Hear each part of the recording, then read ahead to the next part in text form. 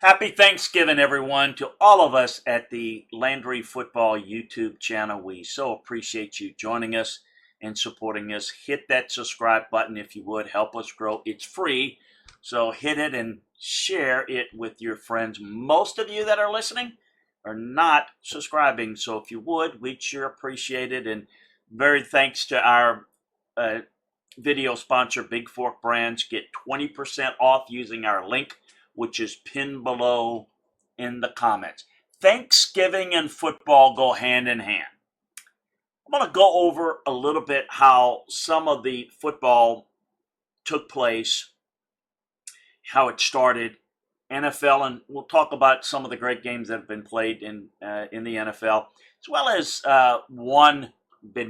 many good college games on Thanksgiving as well, and a couple of traditions. But one game in particular, I think it's one of the greatest games in college football history, took place on Thanksgiving. We'll get to it. How it started. A lot of people criticize. I know Detroit is certainly got a much better run organization, much better teams here recently. But people always criticize the fact that, why do we have to watch the Lions? Or how did that happen? Well, let me give you a little story. George Richards, the former owner of a team in Portsmouth, moved it to Detroit, and was a guy that owned radio stations, and he had this idea of playing a pro football game on Thanksgiving. And it grew. It had some modicum of success, but as things grew and went into the NFL days, and Mr. Ford was asked, as every owner was, we want to make this something that is going to be really good on TV. And a lot of the NFL owners said, nobody's going to watch it. Everybody's eating and with their family. It's not going to be popular, and it's not going to draw well at the gate. That's what people said. And Mr. Ford stood up and said, look, we'll do it. Bert Bell, the commissioner at the time, we'll play it, and we'll go ahead and what's ever good for the league, we're gonna do it. Well, it became really popular.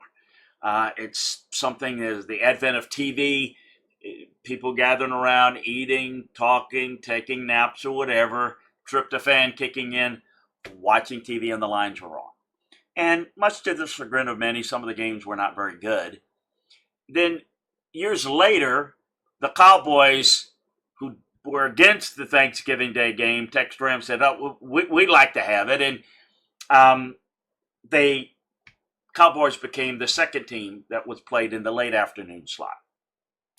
Except for a couple of years in the 70s where the commissioner, Pete Rozelle, wanted to help the St. Louis market and the St. Louis team, Don Coryell's, before Don Coryell had the great offenses in San Diego.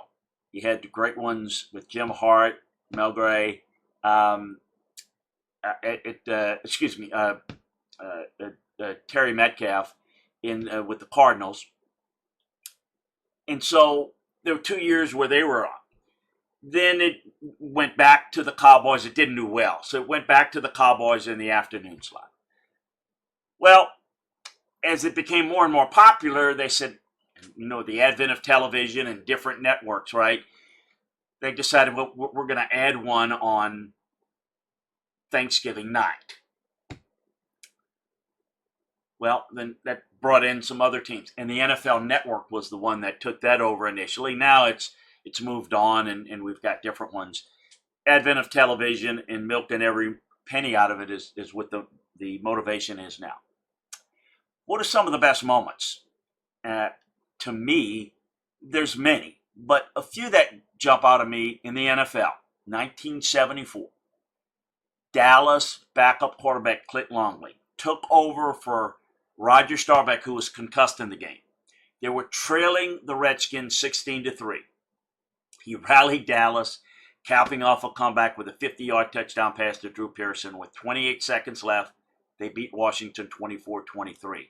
1980, the first time that it was an overtime game. The Bears rallied from 17-3 down to tie the game and then went into overtime. And the kickoff in overtime, David Williams, 95-yard kickoff return in overtime, won it. It was the first overtime game on Turkey Day.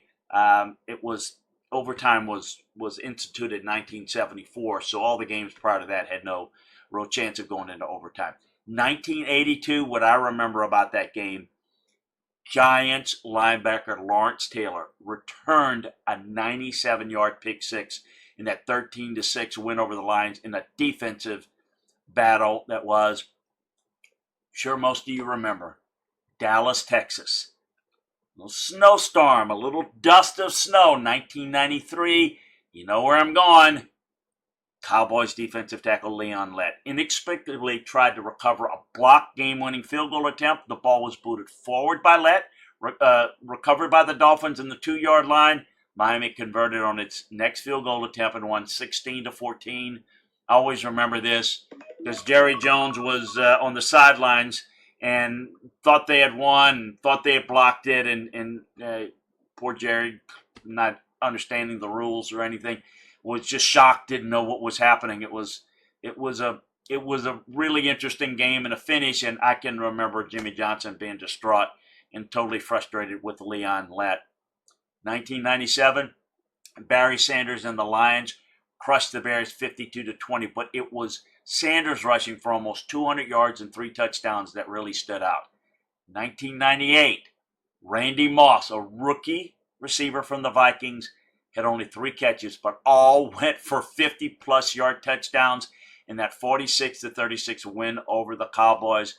Big-time matchup. Remember Peyton Manning in 2004 throwing 6 touchdown passes, tying the most on Thanksgiving Day with Bob Grease in 1977 in the game. And then 2010, Brady finished with a perfect passer rating, at least 21-27 passes for 350 yards, 4 touchdowns, and that rout of the Lions, I think it was like 45-22. It was really impressive. Then, who can forget in 2012, Mark Sanchez, the butt fumble that will go down in